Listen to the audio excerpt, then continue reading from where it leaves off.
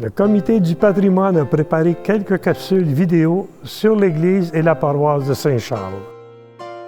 Dans cette capsule, nous allons entendre le témoignage de sœur Thérèse Bergeron. Avant 1960, la religion et la paroisse occupaient une place importante dans la vie des Québécois. L'Église était le centre de la vie sociale du village. Aujourd'hui, nous écoutons le témoignage de sœur Thérèse Bergeron, née à Mandeville en 1920 et qui est devenue religieuse en 1939. À cette époque, la vie religieuse commençait très tôt dans l'enfance. À 6 ans, ma première communion, ça a été faite à Saint-Charles.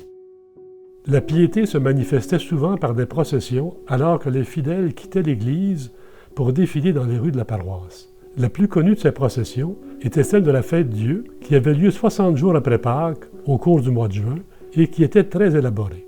On faisait une procession pour les enfants de Marie le mois de mai. On allait prier à la croix. Hein. Il y avait une croix de la paroisse, là. On allait prier près de la croix au mois de mai. Où était située cette croix? Entre Mastigouche puis Mandeville, puis le village. On pouvait aller du côté de Mandeville, puis on pouvait aller du côté de Mastigouche, puis du côté de Saint-Didas un peu, une partie, quatre, oui. Où on se rendait là, puis on priait.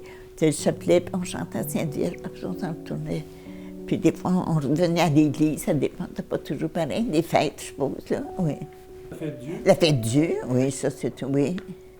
Ah oui, ça bien décoré, la Fête Dieu. Le curé était un personnage important. Il était le guide spirituel et religieux, mais aussi un homme instruit, de confiance et qui rendait de nombreux services à ses paroissiens. C'était sacré, la paroisse, hein, c'était sacré. Puis les curés, il ne fallait pas en parler. Maman disait toujours « Respectons monsieur le curé ». Il était un peu le pivot de la communauté pour l'aide sociale et la vie culturelle. Monsieur le curé veillait, c'était bon. C'était un curé, puis c'était un médecin, puis il faisait tout, hein, pour les paroissiens, c'était beau. Que faisait le curé Veillet? Il allait voir les malades, puis il les aidait, aider ceux qui étaient pauvres, cherchait à leur donner. Oui. Il était très bon, M. curé Veillet. Il s'occupait des malades, puis aller voir les malades, puis recevoir au bureau. Oui, il recevait au bureau, oui, avec une ménagère, là. Le pouvoir du curé était très important.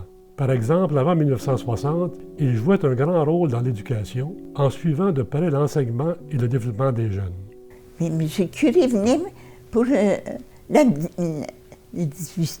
distribution des bulletins, peut-être pas tous les mois, mais il aimait venir se rendre compte avec les maîtresses qu'est-ce qui se passait. La jeune Thérèse est attirée par le service religieux et décide d'entrer en communauté en 1939. Oui, puis ma sœur était moi je dis ça, elle était aussi vieille que moi, là. Peut-être pas 100 ans, mais pas loin. Et puis elle était à Saint-Christine. Puis quand elle a vu ma sœur a du belle blonde là, je l'ai vue pour moi à Saint-Christine. Alors c'est comme ça que j'ai laissé les études un peu. Là. En 1942, Thérèse Bergeron prononce ses vœux dans la chapelle du monastère des Adoratrices du Précieux Sang à Joliette, en présence de ses parents. Par la suite, elle sera une des fondatrices du monastère du Précieux Sang à Amos en 1958. Elle a été sœur tourière à Amos ainsi qu'à Saint-Hyacinthe où elle a pris sa retraite.